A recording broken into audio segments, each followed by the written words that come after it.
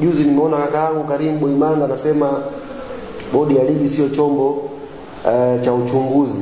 Msikia akifanya mahojiano akisema bodi ya ligi sio chombo cha uchunguzi. Lakini nimkumbushe tu kaka yangu Boimanda, kwa ni kaka yangu, ni senior na ninasoma naye mpira, arudi nyuma akumbuke barua ambayo bodi ya ligi waliitoa wakati wakiahirisha.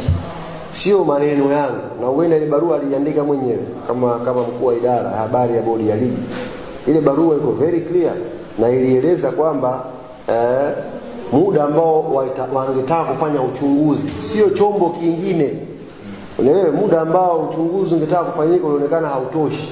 Kwa hiyo walitaka kujipa muda ufanyike uchunguzi wa kutosha ili majibu yaje, alafu tarehe tangazwe. Manake kama kuna viashiria vya rushwa, usalama, na inabidi ufanye uchunguzi. Sasa kama ile barua ilitoka na yeye nafikiri ndo aliandika kama mkuu wa idara, leo akituambia kwamba bodi sio chombo cha uchunguzi, na kwenye barua yake hakuwa ameelekeza kwamba kuna vyombo vya uchunguzi. Kwa sababu ungeelekeza kwamba kuna vyombo vinafanya uchunguzi, leo hii wa Tanzania wadau wa mpira wangeenda kutuuliza hivyo vyombo.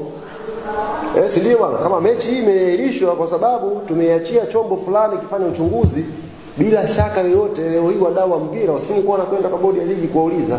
Wangeenda kwenye chombo husika, bwana chombo fulani, okay, let's assume ni masuala ya rushwa, TAKUKURU, wangeenda kuuliza. Ni waandishi mngeenda pale, bwana TAKUKURU, hii mechi mliahirisha mashindano kwa sababu ya rushwa, ripoti imefikia wapi?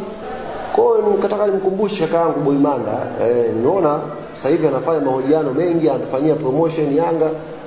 Tumuombe mechi nyingine pia atusaidie. Tuna mechi na Prison kule Mbeya, tuna mechi na Dodoma hapa, atusaidie pia. Asiishie tu hapa. Mechi ikija ya mwisho ya nini, atusaidie pia kufanyia promotion na mechi za kimataifa. Boimanda pia anakuja front kutusaidia kufanya promotion.